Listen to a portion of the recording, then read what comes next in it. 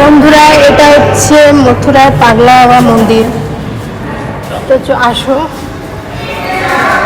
এই যে মথুরার এটা পাগলা বাবা মন্দির। এর আগে গেছিলাম, দেখালাম তোমাদেরকে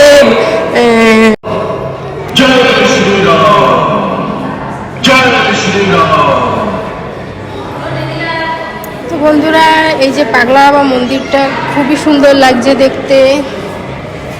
প্রতিটা মন্দিরই সুন্দর এখানকার মথুরার। তো দেখো, এই যে শ্রীকৃষ্ণের প্রত্যেকটা মানে যে কাহিনীটা সেটা পুরো তুলে ধরেছে এখানে, এই যে মূর্তিগুলোকে। তা দেখো বন্ধুরা, এই যে এখানেও কিছু মূর্তি দিয়ে দেখো কাহিনী সব তুলে ধরেছে। ভগবান শ্রীকৃষ্ণকে গোকুলে যখন নিয়ে যাচ্ছে সেই সিনটা। আর এইটা হচ্ছে, এইখানে কাহিনীটা হচ্ছে শ্রী মাখন চোর লীলা দর্শন। এটা যখন মাখন চুরি করে খাচ্ছেন শ্রীকৃষ্ণ।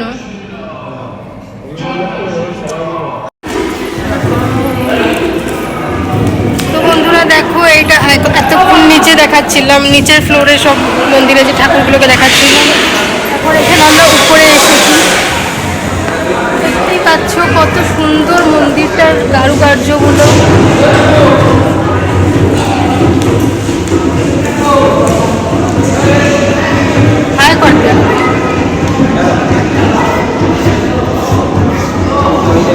তো বন্ধুরা, এই যে এই মন্দিরের ঠাকুরটাকে দেখো, দেখাই।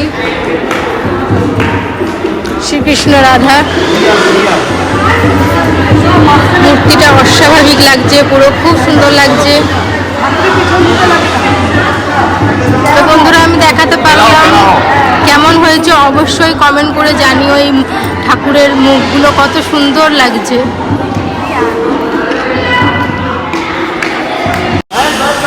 তো বন্ধুরা দেখো, এই যে মন্দিরের ফ্যানগুলো দেখো, কত বড় ফ্যান।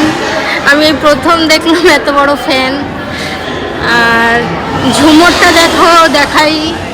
এটা হচ্ছে মন্দিরের উপরে যে সিলিংয়ে ঝুমরটা লেগেছে, ঠিক কেমন মানে রাত্রে লাইট জ্বলার সময় কতটা সুন্দর লাগবে সেটা তো আমরা দিনে এসেছি, জানতে পারছি না।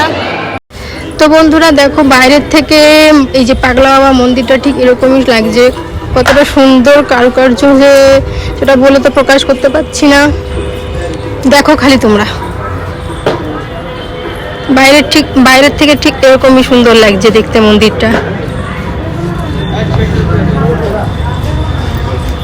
এই মানে ভিতর থেকে আমি তোমাদের জাস্ট দেখিয়ে আনলাম। এটা হচ্ছে বাইরে, কত সুন্দর লাগছে অবশ্যই কমেন্ট করে জানিও।